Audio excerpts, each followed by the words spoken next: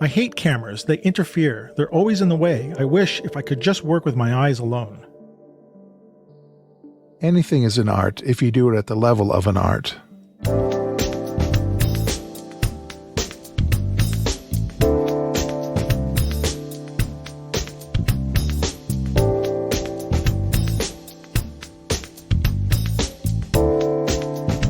Hey, welcome to the Street Shots Photography Podcast. This is Antonio. And this is Ward. And this is episode 183 for the, what are we, the middle of May. Middle of May. Middle of May. Yeah, May. May it be a wonderful month. May the 4th be with, no, we did that already. We already did May the 4th. Yeah, we already did May the 4th. Yeah, we didn't have that when we were growing up. It didn't start off that way. And Star Wars Day was like May 26th or something, because that's when it was 25th or something like that, because that's when Star Wars opened up. Yeah. But we didn't have, no one was clever enough to figure out that the 4th was, supposed to be the Force. We didn't do the internet did that for us. The internet did that, yeah. Bubbled up. Yeah. Middle of May. And so welcome. Hey, how are I'm welcome. Hey, yes, it's fine. The days are getting longer. We had some nice, we had a little rain today, which was nice. And so it's all good. I'm doing really well. Working hard and trying not to work in the evenings and stuff. In the evenings. And then dreaming about photography and getting out and got this idea for a fashion. I got an idea for a fashion shoot I want to do, and I have a model lined up, but I haven't, she's like, is it going to be an outside shoot or inside shoot? I'm going to do like a Peter Lindbergh thing. Oh, Walk around downtown and just do some pictures with her and, very little makeup and just see where we go. Yeah.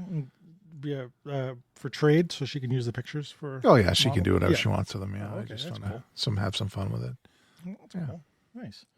I don't know what's going on over here. I got a few things to talk about. A few things. Well, yeah. So I made a zine. I made a zine, yes. Now, you and I have been talking about making a zine. Yes. And you've been trying to crack the whip, and I've been just cracking really the whip. Not.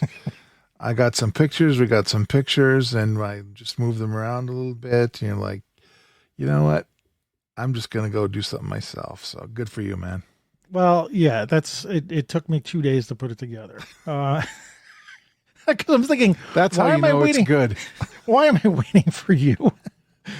Yes, and it was, yes. Well, not that, yes, I do want you to get on our little pin board there and start shuffling pictures around, because literally it doesn't take that long to put the zine together. Plus, well, anyway, what I did was I think I was thinking about it, what we were doing, and I'm saying, I'm not sure why I'm waiting. I've been wanting to print stuff, and that's why I'm getting on your case a little bit too, because I want to get this done, because we have nice pictures. And actually, I showed my friend Gene. He wanted to see the pinboard app that we were using, Miro. So I showed him, because that's all I've got on Miro is our zine picture. Oh, you showed him the shared one we're doing. The shared one, yeah. Oh, so I showed him the FPO stuff that we're doing. FPO means for position only, but we're using.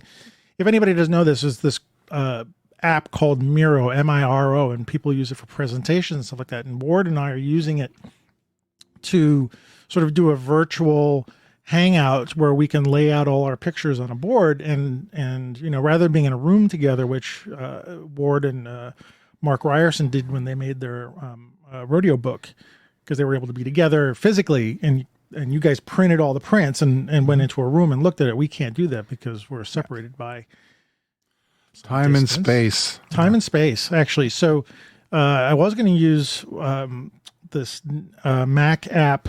What is it called? The new one, Freeform, that came out with the newest version of iOS.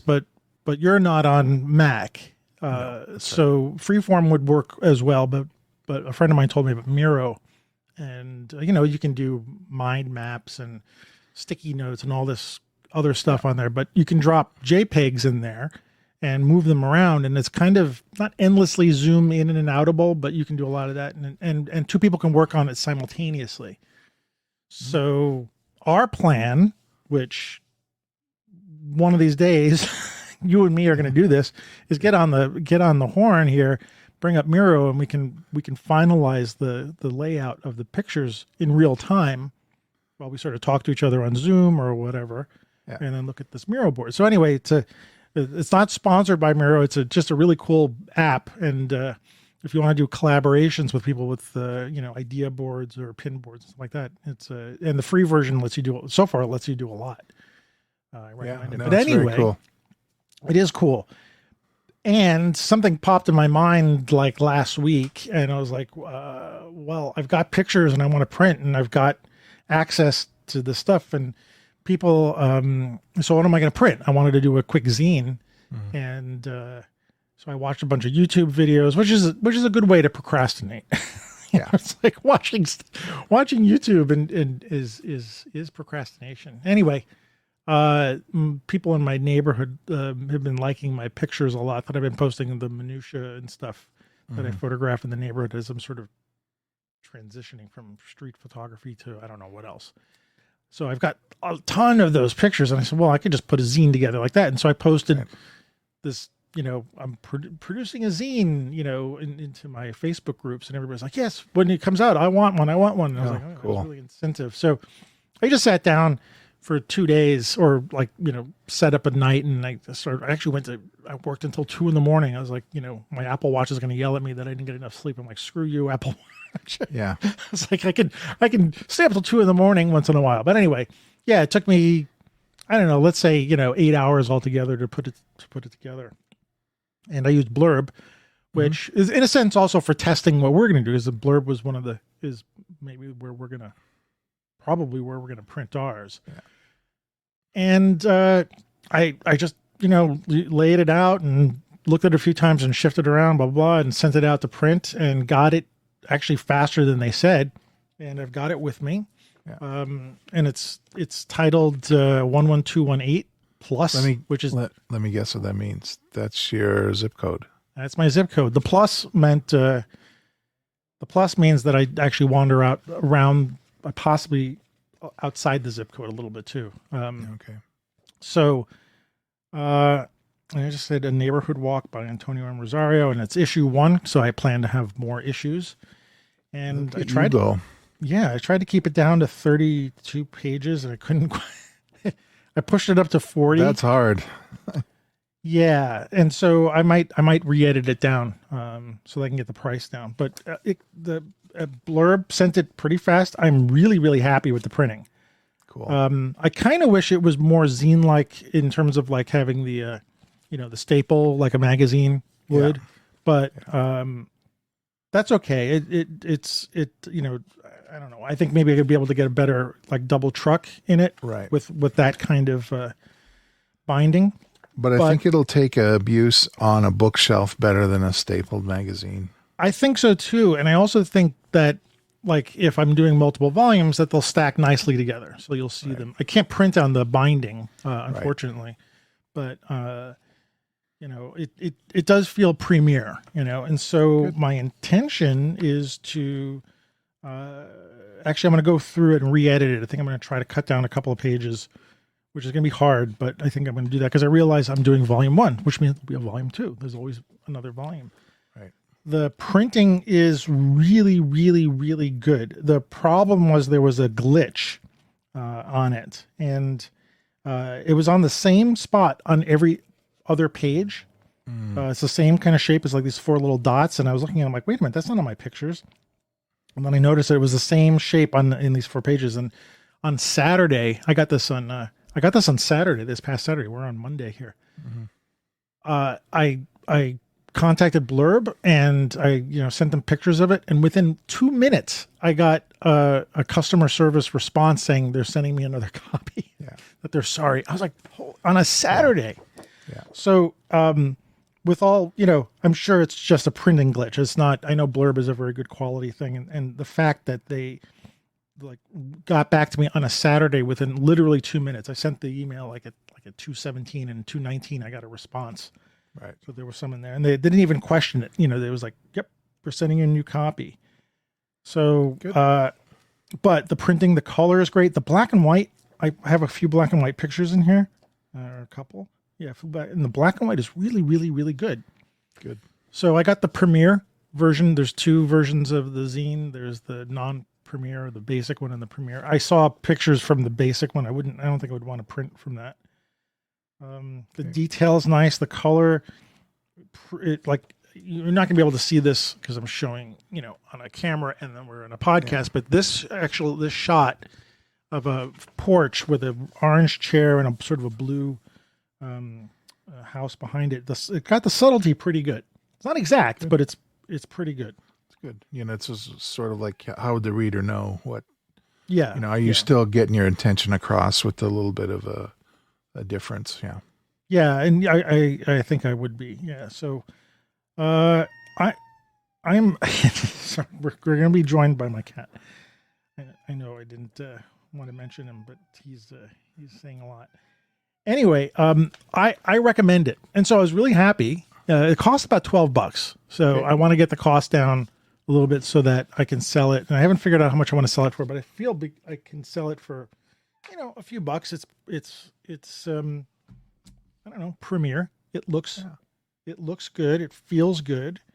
And I would definitely want to print with them if we want to do our zine with them. If we're going to do black and white, I think it'd be pretty good. So you had a good run with them with your book. We did, so. Yeah. And we had, a lot of it had to do with the quantity we were ordering. So they assign you an account rep, basically, and then you work with that person, and then back and forth with the proofs and that sort of thing. So is your book available on their order, like no, print? No, we decided not to do that because the quality may not be as good as if we had the one print one run. Oh, I see. Yeah, because if you're doing, like you said, you're doing a batch, you get a better quality control. So they made we had some quibbles with the quality on one of the maquettes they had due for us, and they said that they would. The account rep said that they would clean the printer out first thing in the morning, and then they would just do our run on that one machine and do all of them all in one go. Oh, that's good. And the quality is consistent book to book on all great. The ones we printed. So, I'm probably not going to be doing like a big print run because I think I'm okay with them doing it as a print on demand. But I might do a bunch so I can have and either hand out or sell in person or something like that. Yeah, no, that sounds great. Yeah, I'm not going to worry too much about it. That's great. Anyway, it's I haven't done this in a while. I mean, I've printed some books a while yet, but I have to say the satisfaction of doing this, of looking at pictures in the real world and not on a screen, as really good they look on a screen, it's very satisfying for me to see these things existing on something that I can put on a shelf next to all my other books. Yeah. And that the fact that there are people who want to buy it as well. There's an interest in it. It's not, I don't think it's going to make me rich. It's not going to make me rich at all. It's just satisfying that there are people who. I'm always satisfied when people want to give their money to own my pictures. Yeah. Yeah. So it's some of the same feeling when our book went into the bookstore at the camera store, right? And then we're right beside Martin Parr. We're on the books. I took a picture of our book on the rack with the other books by famous guys and gals. Well, that's really cool. Yeah, you get to rub elbows. Actually, someone suggested that we have 2 new book stores in our neighborhood, which is actually kind of weird. People are opening up bookstores. I mean, I wish them luck, but they said maybe you want to go to them and suggest them offering it to sell in their stores because it's of the neighborhood. So I might pursue that a little bit. Local color. Yeah. And I even got an ISBN number on it. I know. You got to get one of those. I got an ISBN number. I don't know what I'm going to do with it. Well, it makes it possible for people to scan it to till, man. That's true. Oh. That's true. All right, cool. Well, anyway, that was my photography news. So I have a little photography thing too. We had a contemporary of ours, street photographer from Calgary, a gentleman named David Marion. He's a Frenchman. From France? From France, yes, from France. So not the French Canadian, Not the French. the real French. The French. And he had an exhibit downtown. There's a shoe store, the Fluvog shoe store. In the basement, they have a little gallery space, so they can put anything in there. They can put any kind of visual art or sculpture, whatever you want. Anyway, he had the whole space, 61 prints, I think. Wow. Of various sizes, all black and white. Shot with his camera of choice is a Pentax Spotmatic. And he's got a 60-year-old Meyer Optic 50 millimeter lens that he uses with it on that screw mount Pentax. And he took all these wonderful pictures of the same place that Mark and I walk. It's funny, you almost yell out, you say, I know where that is. That's on the Louise Bridge, or I know where that is. That's like on the corner of 5th and 10th, and this, whatever. So there's that kind of abuse of my recognition of the locale, I guess, whatever. Did the use of the camera and the kind of lens make any kind of, did it have an impact on the pictures that you noticed? Well, for me, it reminded me a lot of me shooting with my Pentax LX and my 51.4. It's like, oh, this is filmy. This is like my darkroom, like the quality of the images. Mm. And he prints his own stuff too, and he's a pretty good printer. So it's kind of, there was a bit of nostalgia there, and that the process gives a certain feeling to the prints themselves, which was familiar to me. I wonder about that. I mean, because today, doing film, or even, the past few years is a big deal. Mm-hmm. It's not cheap, and, you have to jump through all these hoops to get it done. So I was wondering, if there was something about that for him. Mm-hmm. If he spoke about that in his, his statement or something like that. Or? No, in his little artist blurb that they printed on the wall for him, it was about his inspiration, Henri Cartier-Bresson, a fellow Frenchman, finding beauty in the mundane is basically the thrust of the show. And it was fun, and you meet people, you meet the other street photographers that come. I was there at the beginning of their opening night. Oh, you were. So okay. So then there's all the people who are really interested, friends with him and acquaintances and so on, and people from the camera store, and they're your people, Yeah. And it's fun to, as a fellow street photographer, to know you're kind of in a community there and actually schmooze, and the reason why you're there is to celebrate one of your own. It was like, I don't think I can remember ever going to an event like that and having those kind of feelings, like you're, how do I put it?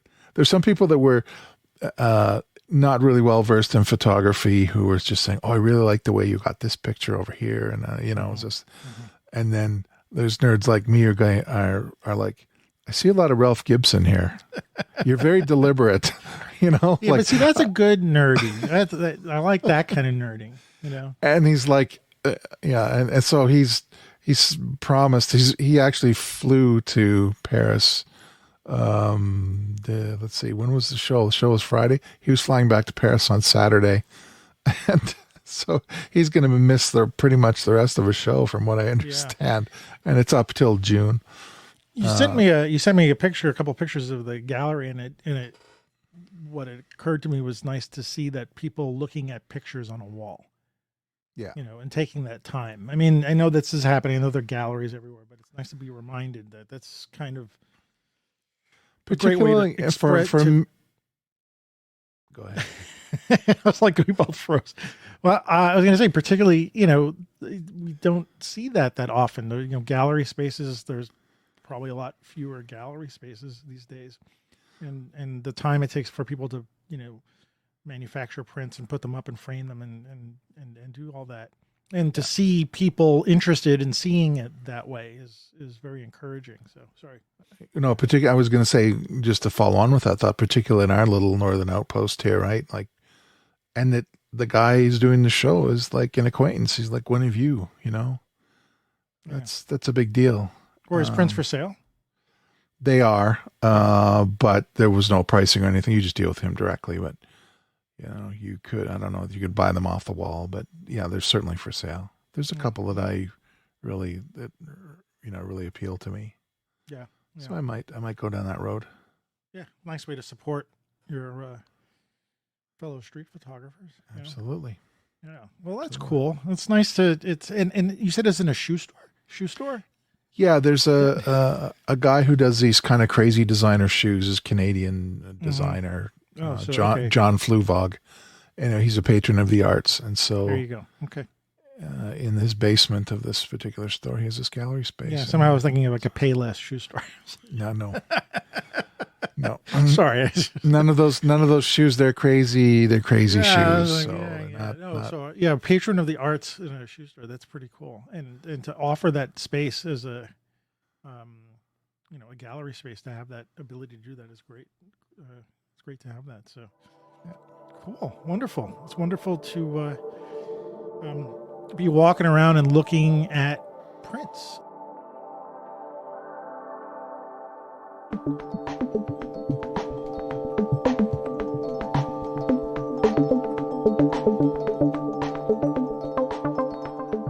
Speaking of looking at prints, I figure we go into our main subject.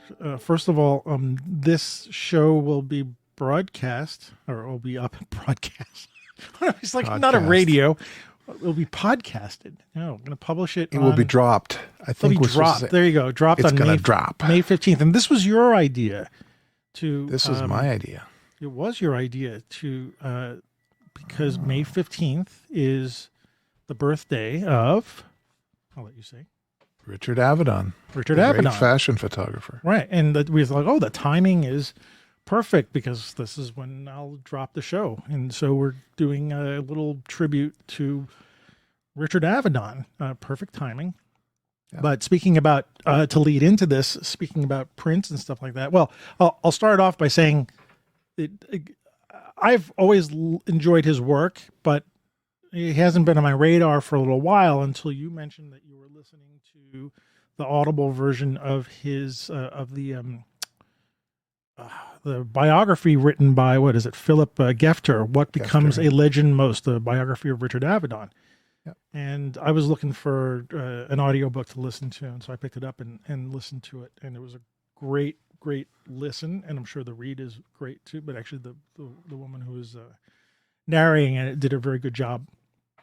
And simultaneously with this happening, I'm sure there's some connection. The Metropolitan Museum was had a gallery exhibit of his giant murals.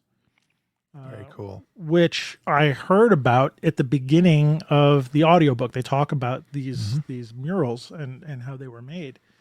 And so I went to the Met twice, actually, so far. I went with my friend. We went to go see it, and then I went just this past Friday. I went on Friday again to see it on my own again. And before we get into anything about Avedon, I want to talk about these murals so we can sort of wedge our way into this discussion about him. Mm-hmm. But in the late 60s, early 70s, Avedon made these portrait series of groups of people and used a very large format camera, an 8x10 camera, and printed these gigantic murals of these groups of people. And when you look at them, they're maybe 2 or 3 sheets of film put together, printed on, I'm not going to get the dimensions right, so I'm going to just guess it, but they feel like they're, maybe 8 to 9 feet, maybe 10 feet high. Mm-hmm. And some of them, one print has got to be at least 30 feet long. Wow. Actually, there's 2 that are at least, I think, 25 or 30 feet long in that dimension. So they're much larger than life. And apparently he had printed 4 of these giant murals, and 3 of them were on display at the Met. Wow. Plus a few of those other pictures. In fact, it was in the gallery, the Bescher Gallery, the second one with the Mm-hmm. with all the long white gallery. Right. It was in that gallery. So it was not a very big not a big exhibit. Bad pun. It was a big exhibit, but it wasn't. It was 3 murals, and so the murals were of the Chicago 7, which were the 7 individuals who are on trial for quote unquote, inciting, riots during the the 68 Democratic National Convention in Chicago. Yeah.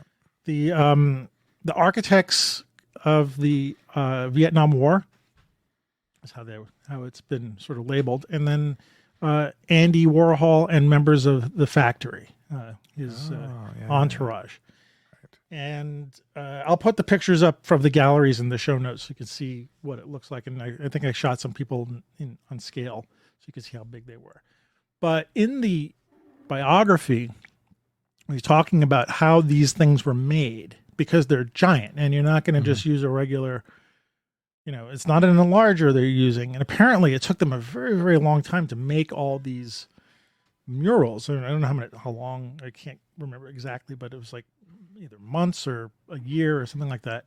Wow. And they had to do horizontal projection, right, in order to project onto these pieces of photographic paper, which kind of looked like they were canvasy in a way when I was looking at the texture of them. Oh, okay. And they had to like glue them together in order to make these giant sizes. And I think what they did was they enlarged pieces of them and then adhered them all together so they became one mural.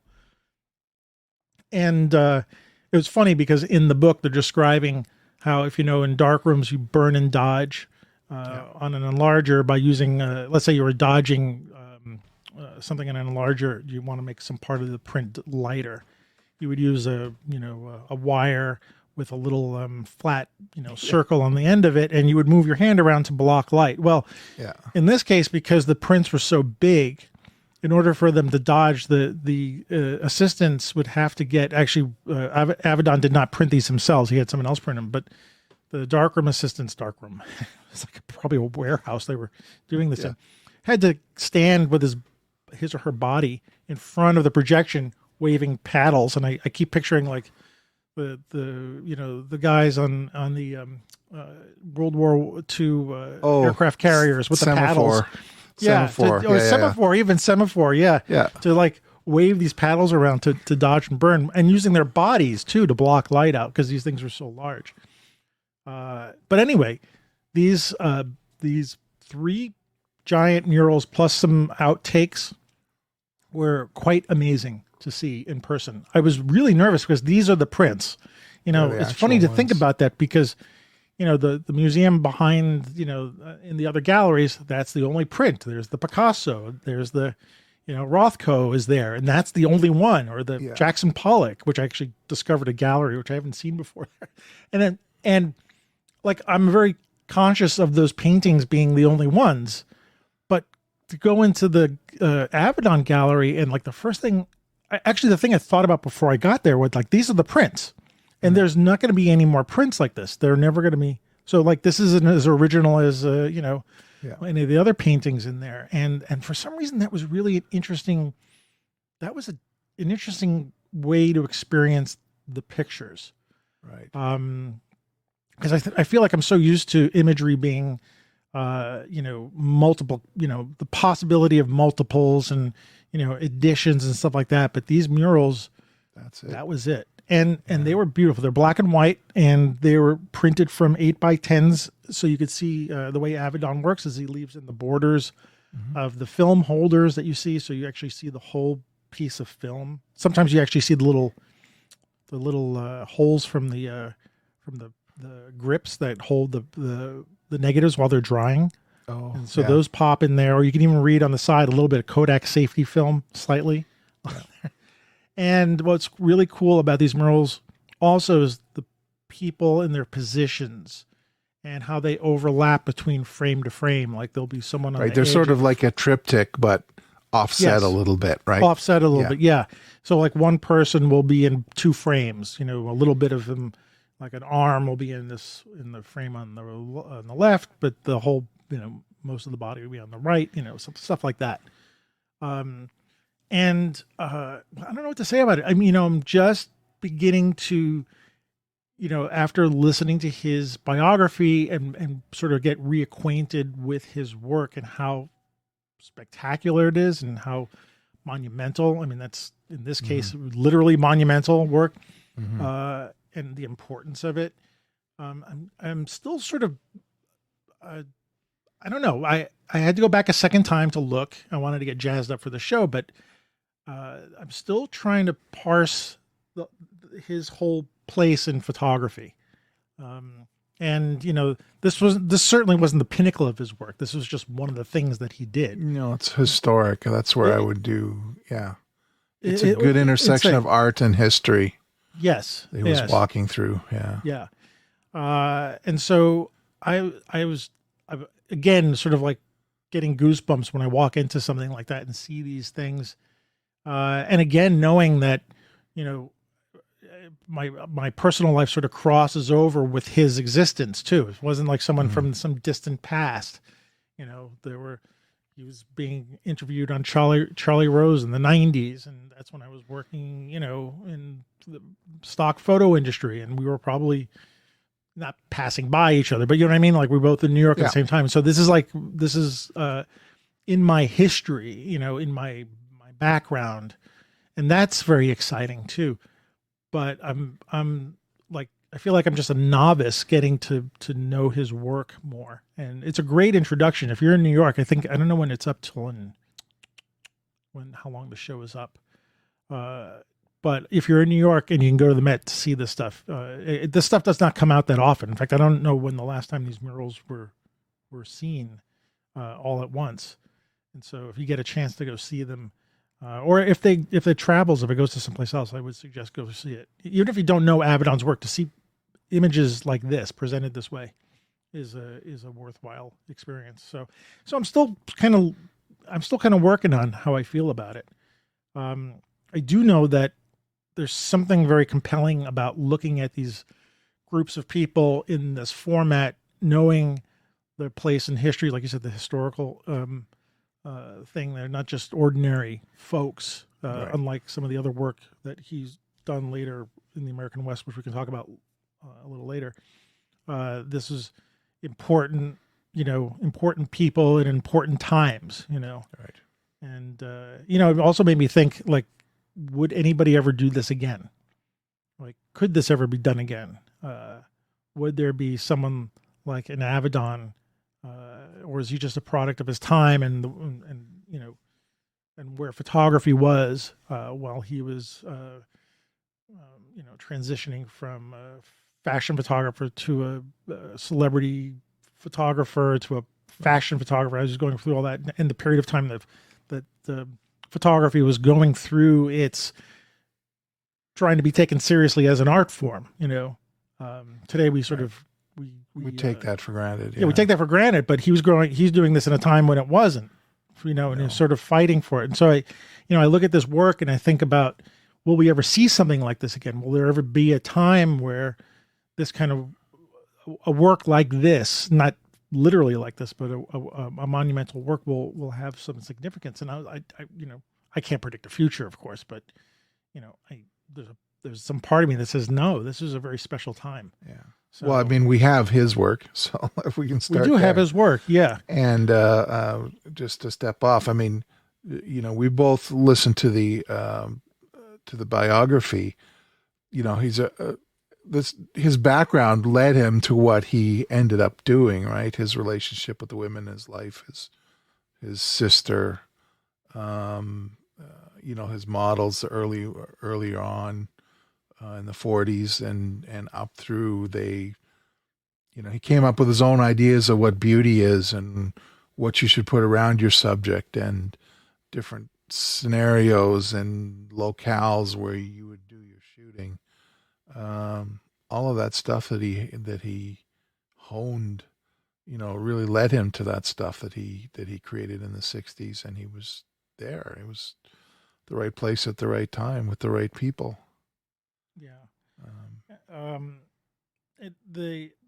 His I don't want to go too much into his history and his biography. Because first of all, if anybody's interested, you should read the book or listen to the audio tape. It's a really great story.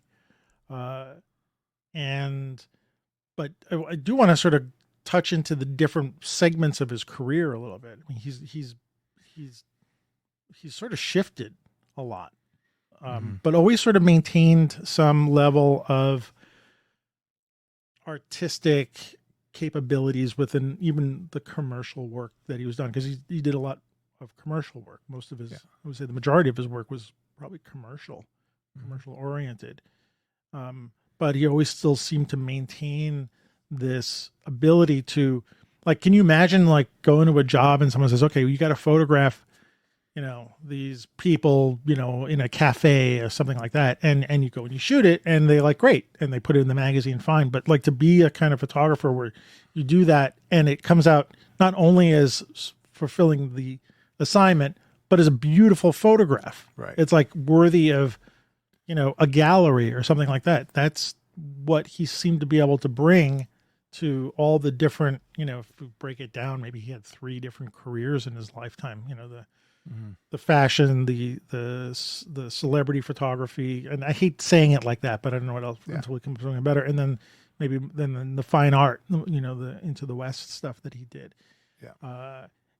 But maintaining that, or building up to it, like hearing his arc, coming from how he got his first camera and then how he was in the Merchant Marine photographing people, and whether or not all those passport type photographs that he did of other Merchant Marines led to his style of photography with white backdrops and portraits. I have to imagine it did have to contribute a little bit, but that rise from that to, having lived, with his father being in sort of the fashion industry, so being surrounded by that and like covering his wall with pictures, to then be able to like get to that place where, the guy can't make a bad picture. The guy can't make something compelling. He can bring it. Yeah. He can bring it all the time. Yeah. And it's, and I think, we were watching, there's a couple of Charlie Rose interviews with him, which I'll link in it's on YouTube. I'll link in the show notes. And you were saying that he seems to be aware of that. Like his own place. Speak about that a little bit. The expression I used with you, I think in the chat, today was that he kind of bought into his own myth sometimes.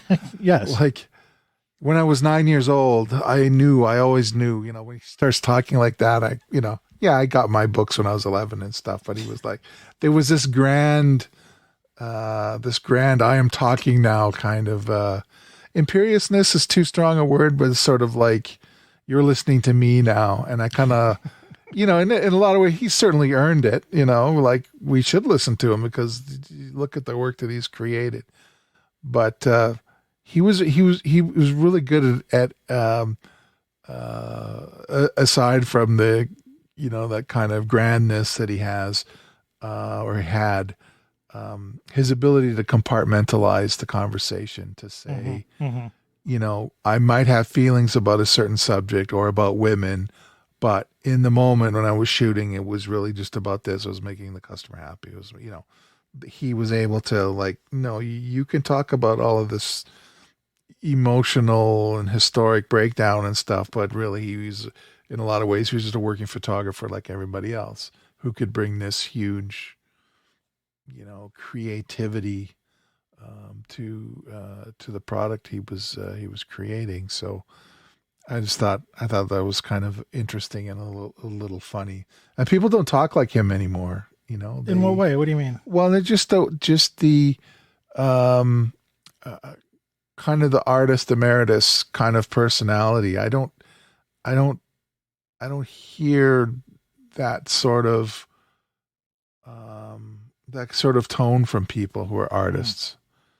I really don't. I think, when I'm talking to my friend David Marion at the gallery show that I went to, he's got a funny little picture of 3 little boys, perhaps 9 or 10 years old, all done up in their skateboard gear, and there's a sticker on the front of one of the kids' helmets that says, "I have no idea what I'm doing." And he says, "That's me. That's me." The picture I took is like, I have no idea. We're all like self-effacing and whatever. There isn't a grandness. We're going through this, and even other pro photographers. Yes, they make their clients happy and everything, but it's kind of a journey with Avedon and some of these other artists. Josef Karsh was another one. It's sort of like, there was a point where you felt like you arrived and you're picking me, you're hiring me to do this gig, so I'm going to do it. And it was that's really what I meant. Mm-hmm. It's a little bit different from since, as you're saying that, I begin to wonder if he was not born, and actually because it's his birthday, it'll be his 100th birthday. Yeah. He was born on May 15th, 1923. So happy birthday, Dick. Yeah. And I hope your cosmic journey is taking you to great places. But, if he was born a little bit later in time or a little bit earlier in time, would he, we can never, this is just a mind game. Would he have turned out the way he turned out? And was he just a product of his time?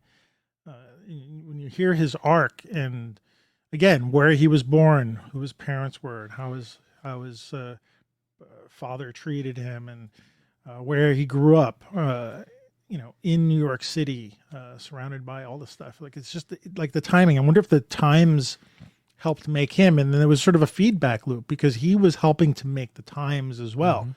Mm-hmm. In his, and I really do want to do a show on fashion and celebrity photographers, because that's, for me, that's one of those hidden loves. I love that kind of work. And when I'm re-examining his work again for, just getting into him again and realizing, boy, I really like that kind of work, that kind of stuff. But I just wonder if that he helped make the times and the times helped make him.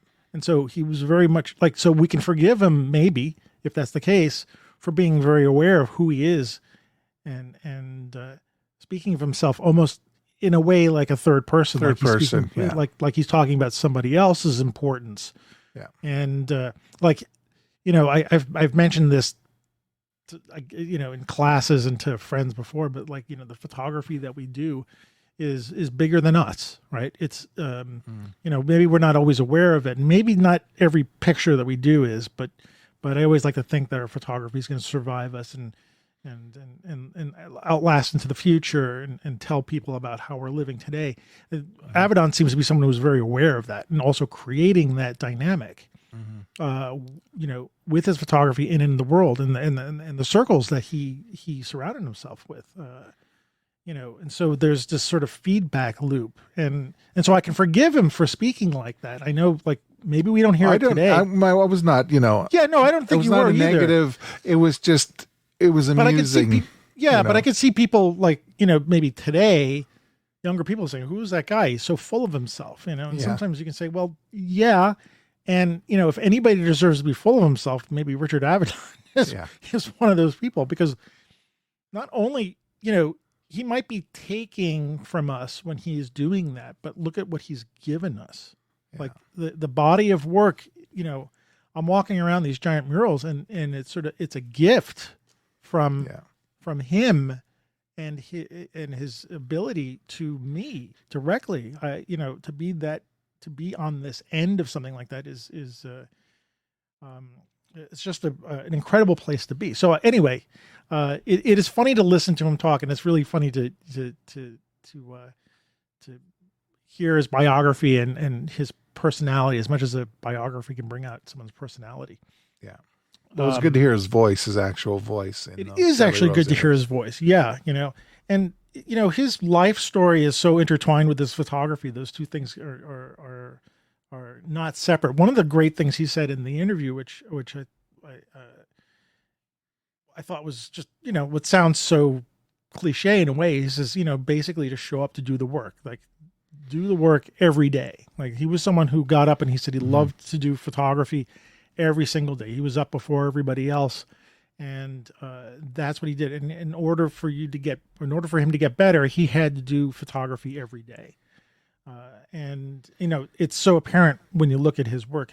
And again, he started off actually at quite a high level. I look at his early work, I'm like, oh, that's pretty good. Yeah.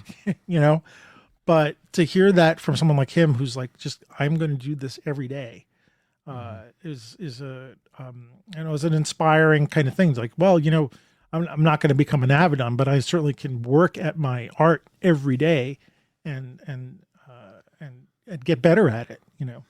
It was funny, the one thing where he was saying he took a picture of the svelte model was leaping or something, was the way she had stepped off the curb in a very stylish way, and he captured it. And then, after the magazine came out, he was seeing women of all shapes and sizes jumping off the curb the same way as this woman did in his print, in his ad, or whatever it was, his photograph. And he thought, so he was really feeling that he was doing something there. Yeah. But that was kind of I thought that was kind of cute that he could feel the influence he was having on the readers of his magazine. Yeah, can you imagine? Again, that's got to be feeding his. I mean, he doesn't seem overly egotistic. I just think he's aware of his. And there's nothing about that aspect of him that would stop you from being interested in the guy and keeping a conversation with exactly. him. Right? Yeah. You would just be like, okay, he's got a quirk. Well, speaking of his conversations, when he was talking to Charlie Rose, he was saying this is how he talks to his subjects. He will get them in front. His main style of portraiture that he settled on was eventually putting people in front of white backdrops. So there was nothing in the background to distract from the subject. And of course, he's shooting all black and white work. He did some color work later on. I don't want to talk about that right now. And so all you're presented with is the person and the way he is interacting with them in the studio or the location that he's shooting in, is actually a very important part of the production of the photo. Mm-hmm. His career started off with, he was shooting, and this is where camera equipment actually makes some difference, because it's part of the evolution of his style, was that, when he was photographing, he started photographing on portraits, but go back in time, he was doing the fashion stuff. He was shooting with a twin lens reflex. So a camera with two lenses, one is for the film and one is for the viewfinder.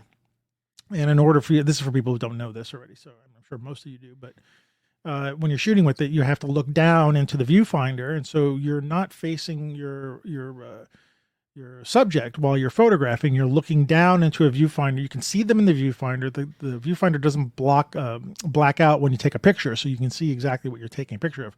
But your head is sort of pointed down to your stomach, or if you're on a tripod, you're looking down on it. And he realized that sort of took him away from connecting with anything about the person he's photographing. And so eventually he moved to, I think it was an 8x10 Deerdorf camera. So an 8x10 view camera, I think it was a field camera. Okay. So I think, I don't think it was, there's a difference between the view camera and a field camera. Yeah. Field cameras out of wood.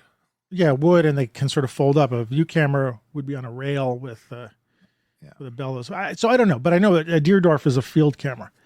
And what that allowed him to do, first of all, an 8x10 is a giant piece of film. And you're able to line up your shot by looking through the back of the camera with the cloth over your head. But when it comes time to take the picture, you're putting in a film holder with a piece of film. You're taking the slide out to open the film up to be exposed.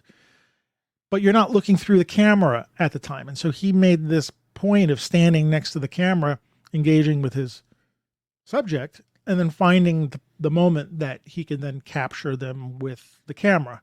Mm-hmm. And it was a lot different than shooting, even the way we're shooting these days with DSLRs or looking at the LCD screens.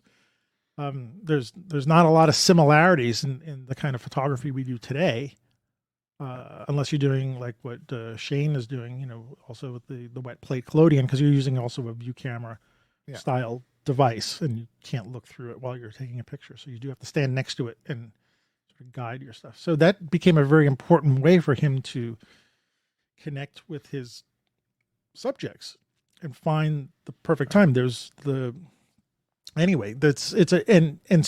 that is reflected in his work. Like when you know that he's in some sort of relationship with the people on the other end of the camera, and you know that he's not just taking a picture. No. He's not just recording anything. There's something else going on. And when you know that, the pictures also then begin to emote something more. So. Right. And this is the, he did several things really well. One is capture some essence of the subject. And it was interesting, that one conversation with Charlie Rose, where he said, you can't get everyone. There's no way to get everyone every aspect of a person's personality into the one image. You're taking a facet of that person, and hopefully it's interesting. That's me editorializing. Mm-hmm. So he does that, and he captures something of the person, of the subject, and then he still makes it about photography, right? He leaves the marks of the film and the film holder in there, and and you were saying in the murals, the same thing. It's like, this is a photograph, and it's sort of like, this is a photograph of the subject. We captured the subject. It's in this ethereal box of visual whatever. It becomes a precious object. The print, mm-hmm. The final thing is a precious object. It's not mere capturing. It's a whole lot of human endeavor, thought, and alchemy mashed together into this thing that definitely greater than the sum of the parts. Mm-hmm. Yeah. And that's the thing that hit me with Avedon, like from the beginning. Like, there's a different spin on this guy. There's some other energy afoot here. Yeah. Yeah. The when you were talking about that, there's something that he said. We just watched this thing with Charlie Rose. It just popped up, and so that's why it's fresh in my mind. Yeah. But he talked about.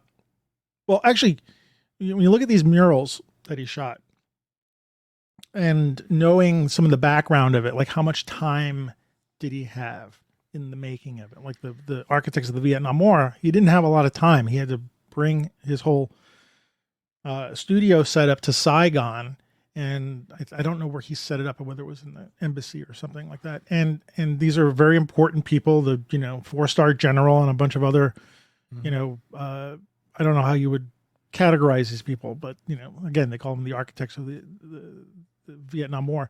They don't have time to be photographed. No. And so he only has this few minutes to he had to pre-visualize what he was going to set up and understand who was going to place where. But when they get in there, he only has a few minutes to do that. And one of the things he likes to say is that he likes to pull back sometimes when he's photographing and let the subject sort of present themselves, where he is not, directing them or not engaging them, people who he doesn't have any feelings for, these politicians he doesn't really care about. And yet, so there's this dance, even, there's a give and a take between the photographer, Avedon, and the subjects, and he's engaging them, or he's pulling back, he's being subjective, or he's being objective, or both. And yet he's still able to capture some essence from the subject. And he's also famous for saying that the pictures are not about the subjects, they're about him. They're mostly, his portraits, which is an interesting way to Well, Ansel Adams used to say there's two things.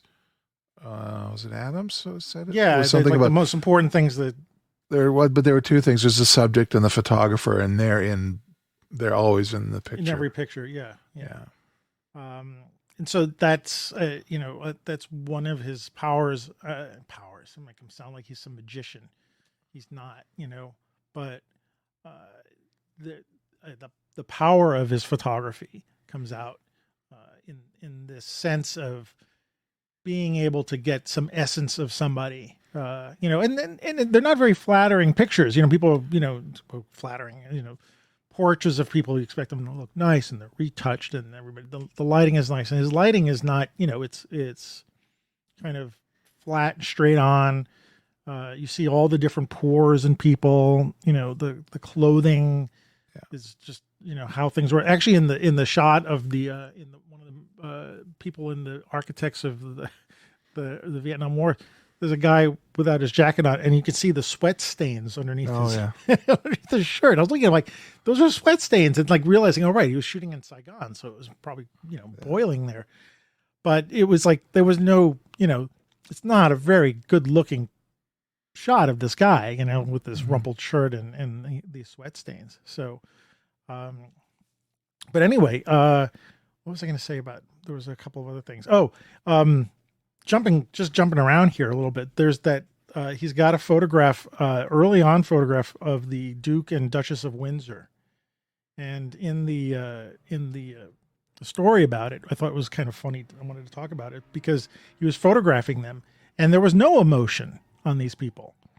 The Duke and Duchess they weren't reacting to anything that he was saying or doing while he was photographing them. And he finally decided to come up with this story. Like he said, and he said, on the way to photograph them in the cab ran over a dog. And because the Duke and Duchess of Windsor have their dogs, they're very concerned about him. And they made an expression when he said that. And so when you look at this picture, it's something that he created by getting them to emote about this fake story about the cab that he was in running over a dog. And then they've got this picture. Maybe not a great shot of these people. I mean, it's something, but there's a kind of a bloodlessness to them, Yeah, there is. And when you look at it without knowing the story, you think one thing, but now that you know the story, it takes on something else. And so, yeah, go ahead. That story reminds me of Joseph Karsh with the famous picture that he did, or famous portrait he did of Winston Churchill. Like the gruff, like he said, look, well, he had the cigar, and he said, could you just put the cigar down? Like, no. So Karsh grabbed it out of his mouth, and then, pissed him off, and he made the face. He was pissed, and he got this Prime Minister or British Prime Minister with this resolve. Well, no, he was just pissed because somebody pulled away his cigar. Yeah. Well, that's a very interesting thing, because then someone like Avedon, or in the case of the Churchill, the picture is being made by the photographer. The photographer is an essential part of the picture, and it's not just getting the subjects to do something for him. He's doing something to them as well. Yeah. And just one thing that's interesting. I'm sorry. One thing that's interesting about the Duke and Duchess here, they look like they're peering back toward us through a window, like they're trying to see us, like they're trying to figure out who we are or whatever. There's a different. That's an Avedon thing. I think. Describe that more. Their heads are close together, and the Duke is like kind of looking, a little upset, frowning a little bit, but it's almost, not quite, like he's kind of squinting, like I'm staring in at you, kind of thing. What do you mean that's an Avedon thing, though? Say more. There's a sparkle to it. There's some of the fashion pictures we can talk about later where nobody else is going to get this stuff, like stuff he did with Stephanie Seymour. Like no one is going to get pictures like that. Yeah. And I think there's something about where he positioned the camera with the Duke and Duchess, the story that I didn't know about that story. Just a feeling. It's a human feeling, and it's bounded by it's a very tight composition. The Duke's tie is sort of interesting. It's got a little kink in it just below the knot. Like it's like you're standing there and, they're staring through a window at you. I don't know. It's just, there's a human sparkle. Yeah.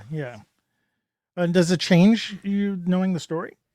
Yeah, it does a bit. It does, right? It adds the richness, like the cigar story. Like, people don't have to know it if they don't want to, but if we're, telling, behind the scenes, how did this photographer do this? Yeah, That's fine. yeah. It's a little joke. There's actually, I pulled out a couple of shots. There's so much photography about him that we could talk about, and we probably have to do another show on him. But there's the book that I want to get his autobiography, which I haven't picked up yet. I don't know if I can find that. I did pick up his portraits book that was from his show at the Met, I believe it was. He never really had a show at the Modern Museum. He never really had a full thing. He always had something at the Metropolitan Museum. But this is a kind of cool book because it's his portraits mixed of celebrities and in the American West, and it's done as sort of a pull-out book. So you get the murals. The whole book is sort of accordions out with these mostly vertical, for an 8x10 kind of portraits and stuff like that. But like I said, there's so many I could talk about, and we could probably dive in on maybe in each picture. But I pulled out one in our show notes, one of Oppenheimer, that photographed in 1958. And for those who don't, Dr. J. Robert Oppenheimer was the main guy in making the atomic bombs that the Americans dropped in Japan in World War II. And then there's a movie coming out, by the way. Christopher Nolan's doing, I can't remember the name of it, with what's his name? From Peaky Blinders, playing Oppenheimer. It'll come to me anyway. Yeah. Well, anyway, which is funny because I was looking at this. I can't get the actor name. It's all right. It'll occur to me. I know, but he looks like Oppenheimer. But this picture of Oppenheimer, he's not looking at the camera. He's got his sort of fingers on holding his cheek on the left. His eyes are very bright and wide open. And like I look at this picture and of course, knowing Oppenheimer and what he said and how he lived a little bit, and like to me, it looks like he's got this perpetual look of like, my God, what have I done? Yeah.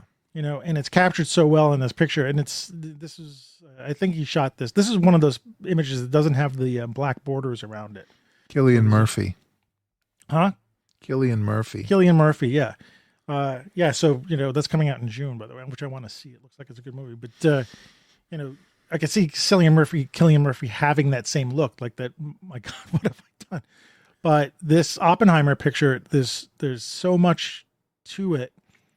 Knowing him, knowing Avedon photographing him, it's not just this shot. There's so much energy in this picture, and that's also a bad pun. Yeah. I just look at that as very compelling, and the fact that he's not making eye contact with the camera, which is unusual because it seems like a lot of Avedon's pictures, he's making eye contact with the subjects are making eye contact with the camera. Mm-hmm. So anyway, I don't know. Just anything. I mean, there's so much more I could talk about him, but I'm not sure if there's anything else we can go into and not drag this out for another couple of hours. Yeah. So, I mean, so what did we learn, or what have we taken in as individuals about Avedon? For me, I would say, I would say I was sort of a novice at getting to know him and his work and spending more time with it. For me, it's very compelling to look at and spend time with. But what I'm getting from like the combination of his work and the biography, knowing his story, the time he's growing up in, is this first of all that the art of photography, the making of it, the making of the photograph, mm-hmm. is as important as the photograph. Like, to me, the stories that I'm hearing about how he's producing the picture and whatnot, I mean, that's almost as important. Mm-hmm. And, there's so few of us who have stories, who can make stories. I hate to bring this up again. Sorry, but when we're battling this thing with AI imagery now, right? Mhm. And one of the things I keep sort of holding on to is that there's no risk, there's no story in making those kind of images. There's just someone sitting in a prompt. But hearing how someone like Avedon or any of these photographers who go out of their way to make a photograph and the energy that they put into it, I'm thinking of, like schlepping all your stuff to Saigon to photograph these. You got 2 minutes to photograph these guys. Be spending all this. He had energy. to wait for them too, didn't he? Right. Yeah. And all this energy and stuff is, and then it's like a pyramid. Like all of a sudden, then the peak is the photograph, but the base of it is as important. And like how to incorporate some of that into my own making of pictures, how to not just, everybody wants to just get a camera and they want to take better pictures and want to make nice stuff and whatever, but how to put more depth into the images that are being made. So I don't know, that's kind of a rambling thing, but it's kind of like one of my little bit of takeaways that I'm thinking about, and it's just because he's famous and he's got good photography. Like, I think we could all benefit from spending energy and time in the creation of the work. So anyway, I don't know if that makes any sense. Yeah, no, it does for me. And actually, just to extend what you said, I'm a little bit more negativistic myself. I feel like, the moments that he chose and the models and the scenarios and everything, a guy like me could never do that, so Yeah. if I can't create images of that, I can certainly be influenced by them, but I have this feeling that I'm not going to be able to catch the human sparkle is this expression I just made up tonight. So I use that can capture that human sparkle. So go ahead. No, I was going to say, you're just telling me at the beginning of the show that you're about to go out and do a fashion, portraits of somebody. And so you're saying negative, like you're not going to be able to do this, but I'm not going to be able to do it like Avedon. I'm going to try and pretend like I'm Peter Lindbergh. Well, no, but you want to pretend that you're you. You want to, what can you do? It will eventually be me. That's true. But, Avedon is one of those guys where it's sort of like, like Mozart, touched by God kind of thing. There's something, and some of those fashion pictures, which maybe we'll do, if we do another show, we can go into a rant about some of the fashion stuff he does, where you just like, you go through those pictures back and forth, and it's like something different, magic, the alchemy, the other expression I used. So, if I have any, I don't have that many Avedon pictures. It's the Avedon fashion book, the silver book, the thick one that's like $140 or something, that's got all of his commercial work from whatever it was, 1956 until 2000, something like that. That's the book I want to own, and I'm just working up the nerve to buy it. I love to have those pictures as influences and to go through them and be inspired by them. But I don't feel like I have the capacity to feel like I could do anything in what he was doing, where some other photographers are like, oh, here's how he did this. Here's how he did this. And no, I won't get it. I'm not going to be as good as those guys, but at least I know the kind of the direction with going with Avedon. For me, he's kind of otherworldly. There's something else going on.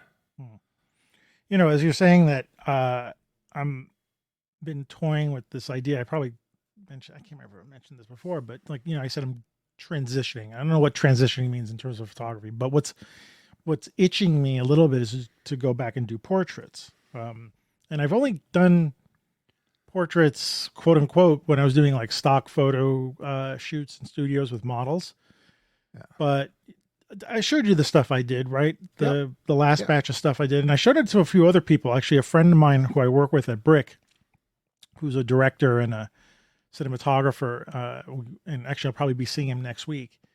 But I showed him that stuff, and he was like, "Whoa, that's your work?" I'm like, "Yeah." It's weird to look at. It's like it doesn't look like anything I shot. I should put that. I'll see if I can put that stuff in the show notes, just since I'm mentioning it.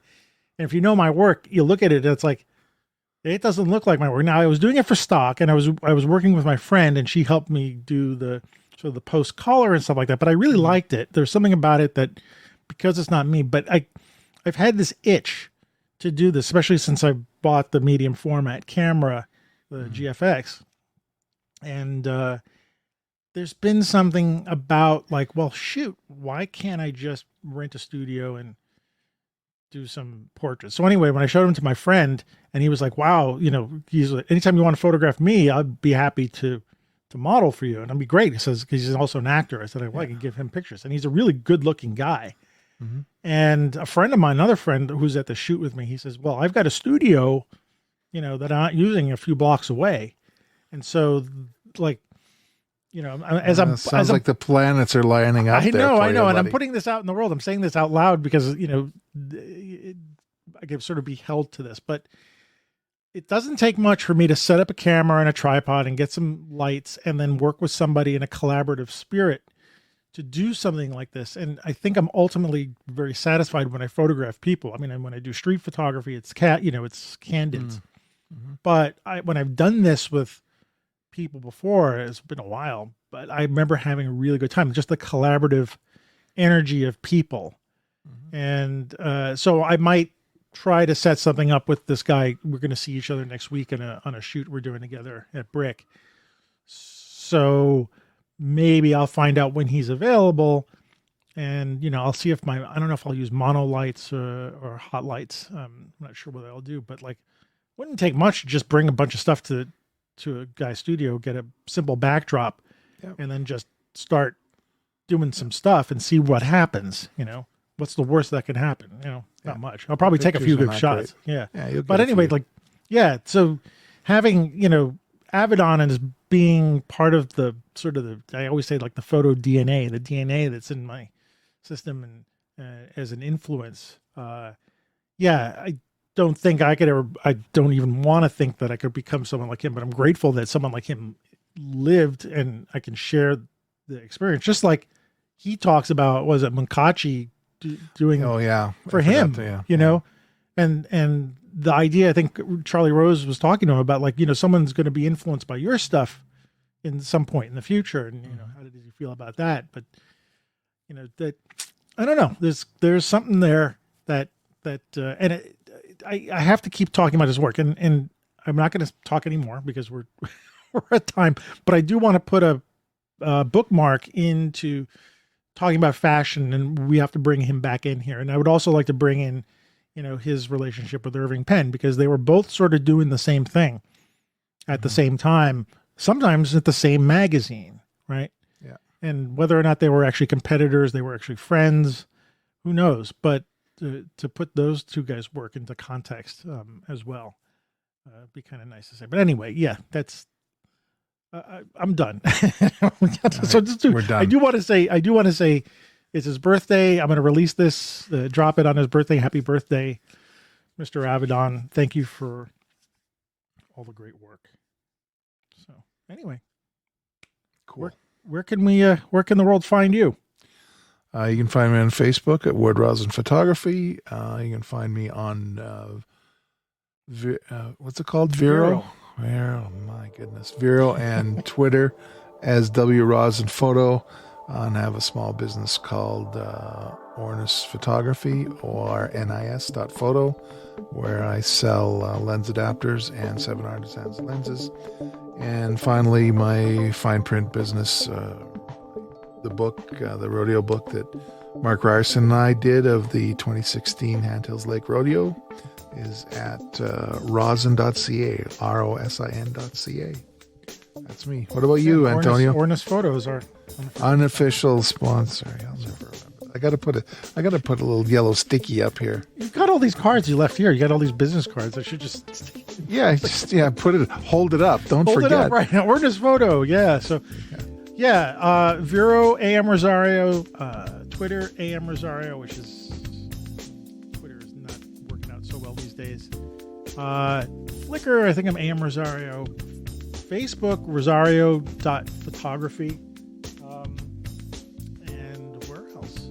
Soon I'll be putting up this picture, this zine on Blurb for anybody who's interested to look at it once I re-edit it. So I'll probably mention that in the next show, so we'll have some place to look at that stuff. And that's it. That's all I can come up with. That's, keep it easy. But I was really happy to talk to you about Avedon tonight. It was just that's the kind of talk I like. This is This is the kind of really deep dive just barely scratched the surface. We did scratch the surface. And there's so much you can find out about him. Like I said, I didn't want to do a biography of him. I like just talking about the influences. And it's not just the amount of work; it's also the deep feeling too. Like there's a lot going on with that dude. Yeah. So, all right. Hopefully you enjoyed the show, and see you in a couple weeks. And have a good night. Good night.